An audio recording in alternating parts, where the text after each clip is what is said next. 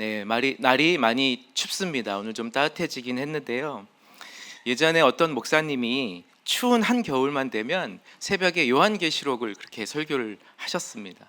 제가 그런 설교를 되게 재밌고 신기하게 들었던 그런 기억이 있어서 저도 이렇게 추운 겨울이 되면 집에서 이렇게 두터운 옷을 입고 두꺼운 양말을 신고 이렇게 요한계시록을 읽는 그런 기억들이 좀 있습니다. 여러분도 한번 해보시지 않겠습니까? 근데 요한계시록이라는 성경은 어렵기도 한데 읽기가 조금 용기가 나지가 않습니다. 그 이유는 환상과 비유 이런 것들이 많이 나오기 때문입니다. 한번 들어보세요. 여자와 용이 싸움을 하는데 여자의 머리에는 12별이 있고 해를 옷 입고 있고 발에는 달이 있습니다. 그리고 또 그 앞에는 이제 용이 붉은 용이 있는데 용은 더합니다. 머리가 7개인데 뿔이 10개예요. 그리고 그 꼬리로 하늘의 별 3분의 1을 쓸어다가 땅에 내리친다 이렇게 나와 있습니다. 우리는 이제 여기까지 읽고 성경을 덮습니다. 차라리 TV 틀고 9시 뉴스도 보자라고 우리는 할 수 있습니다. 오늘날 우리에게 요한계시록은 어쩌면 9시 뉴스보다 못합니다. 이유는 단 하나입니다. 우리의 삶에 하등 도움이 되지 않기 때문입니다. 나의 기도 제목에 하등 도움이 되지 않기 때문에 어느 날 하나님께서 반모섬에 있는 요한에게 나타나셔서 계시록을 쓰라라고 말씀하시고 하나님께서요 이렇게 말씀하십니다. 이 말씀을 읽는 자와 듣는 자와 그 가운데 기록한 것을 지키는 자는 복이 있나니. 하나님께서 이렇게 말씀하셨는데 정작 오늘을 살아가는 우리는 우리의 귀에 들리지가 않고 하나님의 말씀이 우리의 눈에 보이지가 않습니다. 여자와 용 싸움 그거 말고 뉴스 보자. 뉴스. 내일 춥나 눈 오나 안 오나. 나는 솔로 봐야지. 나는 솔로. 너무 재밌더라고요. 우리의 그 1순위 관심사가 하나님의 말씀이었으면 정말 좋겠습니다. 얼마 전에 어떤 청년이 저에게 이런 말을 했습니다. 자기는 앞으로 평생 말씀만 읽고 말씀으로 채우다가 그러다가 천국 가면 좋겠다 이런 생각을 했다라고 저한테 얘기를 해서 제가 좀 깜짝 놀랐습니다. 왜 놀랐냐면 그런 말을 너무 오랜만에 들어본 거예요. 제가 젊었을 때는, 제가 그래도 청년 때는 농담으로도 곧잘 했던 말이거든요. 나는 죽을 때 뭘 하나 가져가냐 그러면은 나는 말씀 하나 가지고 딱 죽겠다 뭐 이런 말도 제가 하고, 나는 너 뭐 했어? 그러면 오말기가 뭔데? 오직 말씀과 기도. 뭐 이런 농담도 자주 했었거든요. 그런데 오랜만에 이 청년의 말을 듣고 제가 가슴이 뜨거워졌습니다. 그렇지, 나도 그렇게 하루 종일 말씀만 읽고 행복했었던 때가 있었지. 청년 사역을 제가 하다 보니까 그들의 현실과 고민을 피부로 이렇게 마주하게 됩니다. 그것들을 위해서 제가 항상 기도해 주는 게 저의 일이 되었습니다. 그런데 기도를 하면서도 그들이 처한 그 삶이 너무 치열하고 너무 힘들다 보니까 어쩌면 저조차도 이렇게 생각하고 있었는지 모르겠습니다. 말씀 읽고 기도하는 것보다 더 좋은 해결책이 있지 않을까? 이 청년에게 저조차도 그렇게 생각하면서 살아가는 모습을 보는 것 같습니다. 청년들뿐만 아니라 오늘 이 자리에 계신 저와 여러분 모두는 사실은 하나님의 말씀을 읽는 것보다도 우리가 처한 현실 자체가 너무 치열하다라는 이 큰 고난 앞에 처해 있습니다.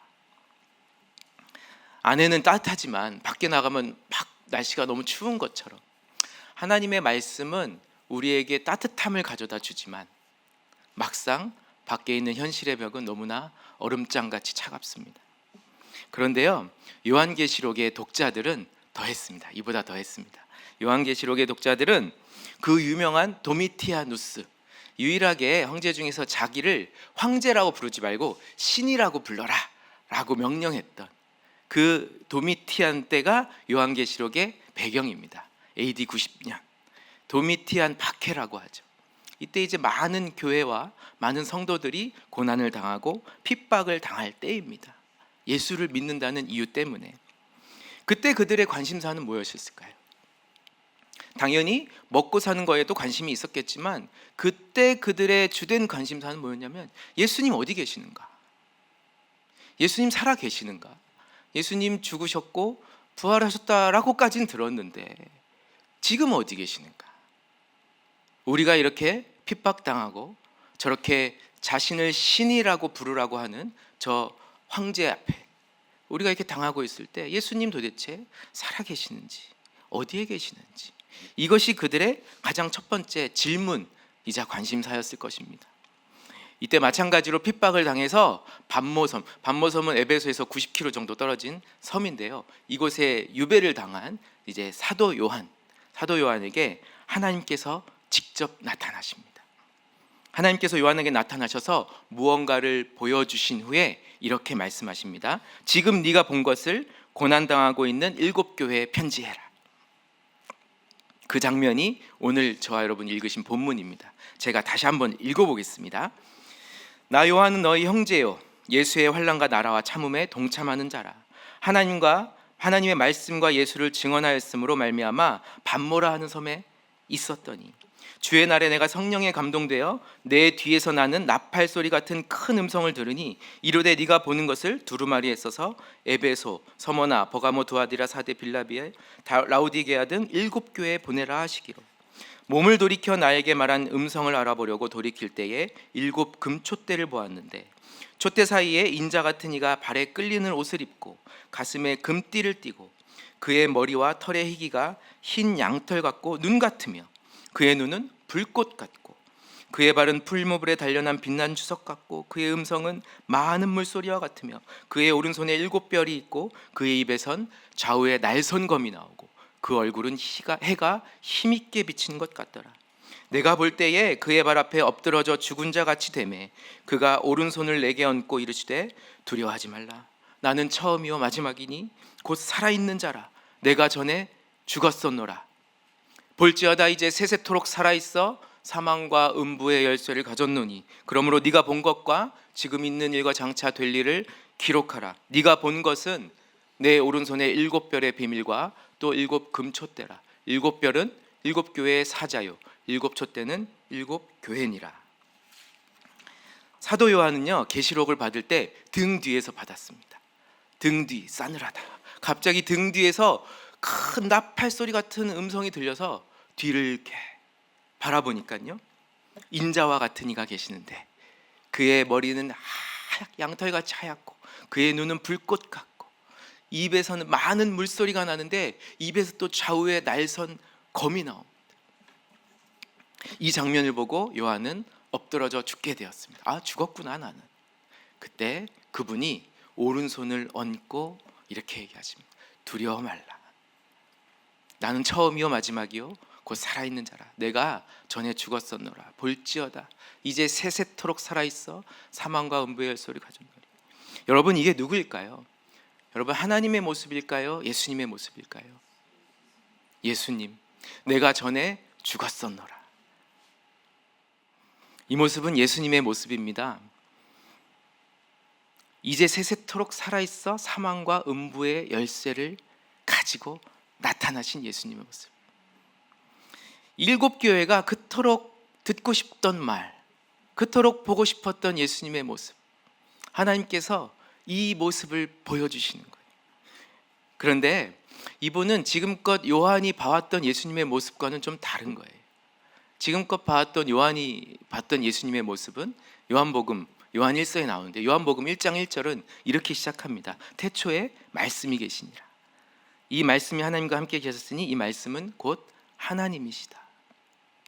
태초부터 계신 말씀이신 예수. 그리고 요한 1서 1장 1절에는 이렇게 시작합니다. 태초부터 있는 생명의 말씀에 관하여는 우리가 들은 바요 눈으로 본 바요 자세히 본 바요 우리의 손으로 만진 바라. 이 생명이 우리에게 나타나셨다. 요한은요 12제자 중에 하나였기 때문에 예수님을 봤잖아요. 예수님을 만져봤잖아요. 우리가 듣고 본 바라. 태초에 계신 그 말씀이신 하나님이 이제 생명으로 우리에게 나타나셨다. 이게 요한 1서에서 요한이 본 예수님의 모습입니다. 그런데 요한계시록 1장 1절은 이렇게 시작합니다. 예수 그리스도의 계시라. 이는 하나님이 그에게 주사 반드시 속히 일어날 일들을 그 종들에게 보이시려고 그의 천사를 그 종 요한에게 보내어 알게 하신 것이라. 예수 그리스도의 계시라. 계시는 한자로 열어 보이다라는 뜻입니다. 뭔가 감춰진 것이 드러나고 열려 보이게 되는 것이 계시입니다. 반드시 속히 일어날 일, 장차 오실 주, 내가 반드시 속히 오리라. 반모섬에서 요한이 예수님의 모습을 본 이 예수님의 모습은요, 다름이 아닌 다시 오실 예수의 모습입니다. 그동안 요한이 봐왔던, 자기가 만져왔고 자기가 들어왔고 자기가 체험했던 그 예수님의 모습이 아니라 다시 오실 예수의 모습을 요한계시록에서 보게 됩니다. 7교회가 왜 이유 없이 고난당해야 하는지, 왜 이 고통은 언제 끝나는지, 그것에 대한 물음에 하나님은 장차 오실 예수님의 모습을 보여주시는 겁니다. 그 모습이 어떠한지는 20절에 또 나와 있습니다. 네가 본 것은 내 오른손의 7변의 비밀과 7금 촛대라. 7별은 7교회의 사자요, 7촛대는 7교회니라. 너무 어렵죠? 제가 말씀드릴게요. 죽었는 줄로만 알았던 예수님이요, 세세토록 살아계셔서 7교회 사이에 계시는 모습입니다. 뿐만 아니라 그분의 오른손에는 7교회를 꼭 붙들고, 7교회의 사자를 꼭 붙들고 계십니다. 그리고 사망과 음부의 열쇠를, 권세를 가지고 계시는 모습을 보여주시는 겁니다.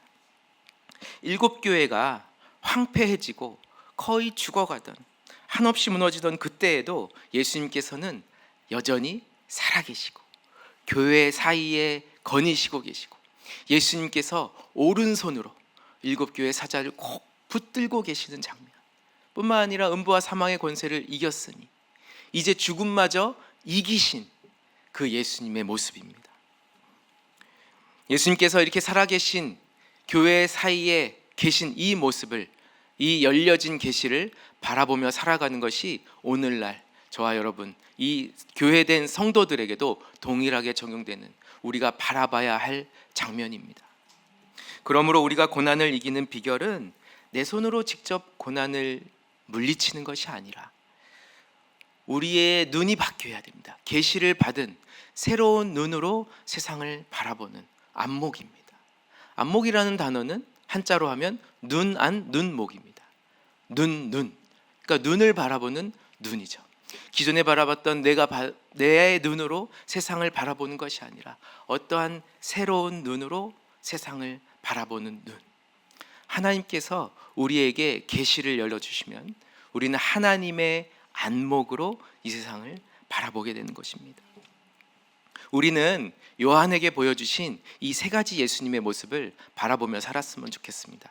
첫 번째는 태초에 말씀으로 계신 예수님, 나를 지으시고 나보다 나를 잘 아시는 분, 나를 부르신 분, 나의 정체성, 내가 왜 태어났는지, 이것을 이분을 통해 확인할 수 있습니다. 두 번째로 내가 경험한 예수님, 내가 만져보고 내가 보고 듣고 내가 말씀으로 만난, 그래서 나를 제자로 이 땅을 살아가게 만드시는 힘과 위로를 주신 그 예수님. 마지막 3번째는요, 다시 오실 예수님입니다. 우리가 이해하기 힘들 때, 두렵고 무섭고 불안할 때, 그때 붙들어야 할 예수님의 모습입니다. 다시 오실 예수님의 모습으로 하나님은 또 한 장면을 보이십니다. 요한계시록 5장에 가면 이런 장면이 나오는데 제가 읽어드릴게요. 내가 또 보니 보좌와 내 생물과 장로들 사이에 한 어린 양이 서 있는데 일찍이 죽임을 당한 것 같더라. 계시록 5장은 하늘 보좌의 장면입니다. 이것도 제가 한번 말씀드릴게요. 보좌에 앉으신 이가 있고 그 앞에 일찍이 죽임을 당한 것 같은 어린 양이 서 있습니다. 근데 그 사방에는 내 생물이 이렇게 날갯짓을 하면서 내 생물이 왔다 갔다 하고 있고, 그리고 또 사방에는 24장로들이 앉아 있습니다. 또 그 주위를 수많은 천사들이 둘러서 있습니다. 지금 이 장면, 하늘 보좌의 장면입니다. 그런데 그때 이 어린 양이 보좌에 앉으신 이의 오른손에서 두루마리를 취하시자마자 이곳에 있던 모든 내생물 24장로 만만의 천사들이 경배하기 시작합니다. 엎드려 새 노래를 부르기 시작합니다. 거기에 더해서 7장으로 가면 아무도 능히 셀 수 없는 수많은 무리들이 나타나서 보좌 앞에 나와서 흰옷을 입고 하나님과 어린 양을 찬양하기 시작합니다. 흰옷을 입은 이유는요, 큰 환란에서 나온 자들인데 어린 양의 피에 씻어 옷을 희게 하였다라고 되어 있습니다. 이제 어린 양이 그들의 목자가 되사 그들의 눈에서 모든 눈물을 씻어 주실 것입니다. 그들이 다시는 줄이지도 아니하며 목마르지도 아니할 것이다 하면서 요한계시록 7장이 끝납니다. 하나님은요, 이 땅의 현실을 살아가는 우리에게 하늘 보좌를 바라보며 살아가라고 이 장면을 보여주십니다. 스데반은 죽기 직전에 이 하늘 보좌를 바라봤습니다. 스데반뿐만 아니라 물론 구약에 있는 선지자들도 하늘 보좌 체험을 했죠. 에스겔 1장, 이사야 6장. 내가 높이 들린 하늘을 바라보는데 거룩하다 거룩하다 만군의 주여. 이 하늘 보좌를 체험한 이사야, 에스겔, 미가야라는 선지자도 있지만 이들이 본 하늘 보좌에는요, 거룩하신 만군의 주 여호와 하나님이 계신 거예요. 그런데 유일하게 구약에서 다니엘이라는 사람이 이 하나님, 거룩하신 하나님 보좌 앞에 어떤 인자 같은 이가 구름을 타고 오시는 것이 보인다라고 말하는 겁니다. 다니엘 7장이. 이 다니엘이 보았던 인자 같은 이가 누구일까요? 바로 스데반이 보았던, 스데반이요, 예수님에 대한 설교, 예수님에 대한 간증을 자기가 하면 돌맞아 죽을 것을 알면서도 예수님에 대한 간증을 쫙 합니다. 그러고 나서 사람들에게 돌에 맞아서 죽어가던 그때에 스데반이 하늘을 우러러보서 하늘 보좌를 바라봅니다. 그때 하늘 보좌에 하나님 앞에, 하나님 우편에 선 예수님을 보는 겁니다.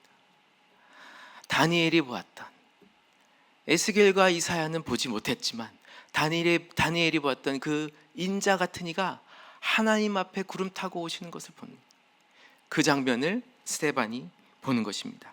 스데반이 성령 충만하여 하늘을 우러러 주목하여 하나님의 영광과 및 예수께서 하나님 우편에 서신 것을 보고 말하되 보라 하늘이 열리고 인자가 하나님 우편에 서신 것을 보노라 한대. 스데반은요, 하나님 우편에 인자가 서신 것을 봤다라고 말하는 순간 돌에 맞아 죽게 됩니다. 마치 죽을 때도 예수님처럼 죽어요. 주 예수여, 저들의 죄를 저들에게 돌리지 마옵소서. 죽음을 앞둔 스데반에게 하나님은요, 흰옷을 준비하고 그의 목자 되신 어린 양의 모습을 보여주십니다. 이 하늘 보좌의 장면을 사도 요한에게도 주사 그 종들에게 보이시려고 오늘 우리에게도 보이시려고 7교회에 편지한 것이 계시록입니다. 그러므로 우리 모두는 다니엘이 보았고 스데반이 보았던 하나님 우편에 서신 예수님을 지금 보고 있습니다. 말씀을 정리해 보겠습니다. 아까 말씀드렸던 그 말씀만 읽고 살아가겠다라던 그 청년이 처음 그런 얘기를 나눴더니 그 옆에 있던 또 한 사람이 사실은 자기도 최근에 고난을 겪으면서 그런 마음을 받았다라고 얘기를 했다는 거예요. 자기는 죽을 때까지 말씀만 읽다가 죽고 싶다 뭐 이런 얘기를 했다는 거예요. 그래서 야 너도? 야 나도? 그래서 막 3-4명이 막 이렇게 모여서 방을 만들어서 막 무턱대고 성경을 읽기 시작했다라고 하더라고요. 근데 이렇게 그렇게 성경을 읽어나다 보니까 질문도 있고 뭔가 이렇게 막히는 부분도 있잖아요. 그래서 이제 마태복음 13장에 한 얘기를 이제 질문을 하는데 예수님이 이렇게 말씀하신 거에 대해서 질문을 하는 겁니다. 예수님이 너희가 듣기는 들어도 깨닫지 못할 것이요 보기는 보아도 알지 못할 것이요, 이런 말씀을 왜 했는지 뭔가 이해가 되지 않죠. 이 질문에 대한 답은 바로 그 다음 절에 있습니다. 이 말씀이 오늘 저와 여러분에게도 주시는 하나님의 말씀이 되기를 축복합니다. 너희 눈은 봄으로 너희 귀는 들음으로 복이 있도다. 내가 진실로 너희에게 이르노니 많은 선지자와 의인이 너희가 보는 것들을 보고자 하여도 보지 못하였고 너희가 듣는 것들을 듣고자 하여도 듣지 못하였느니라. 여러분, 지금 우리가 듣고 우리가 보는 이 예수님의 모습이야말로 세상 그 어떤 잘난 사람이라도 일론 머스크와 같이 다 가졌다라고 생각하는 사람일지라도 절대 가질 수 있는 것이 아닙니다. 마음대로 갖고 싶다고 가질 수 있는 것이 아닙니다. 반대로 어느 날 이상하게 갑자기 말씀이 내 속에 들어온다면, 이상하게 말씀이 자꾸 읽고 싶네, 여러분, 만약에 이런 마음이 생긴다라면 세상 모든 것을 가진 자보다 더 귀한 보화를 가진 것일 수 있습니다. 하나님의 선물이죠. 그 마음은요, 하나님이 우리에게 주신 귀중한 보화입니다. 여러분, 내 마음의 소중한 한 자리를 내가 드린다라고 생각하지만 하나님께서 그 자리를 귀중한 보화로 채워주시는 거예요. 이 마음은 아무나 가질 수 있는 마음이 아니기 때문입니다. 물론 누군가는 비웃을 수 있겠죠. 야, 너 그러다가 어떻게 먹고 살래? 너 그렇게 살면. 우리가 세상에서는 많은 것을 가지지 못했다 할지라도 하나님께서 이 하늘 보좌에서 이루어지고 있는 이 일을 나에게 보이신다면 그것이야말로 인생 최고의 선물입니다. 보좌에 계신 하나님, 그리고 그 앞에 서 계신 어린 양, 다시 오실 예수님의 모습이 우리 눈에 밝히 보인다면 우리도 그렇게 경배하며 감사하며 살아갑시다. 다 함께 기도하시겠습니다.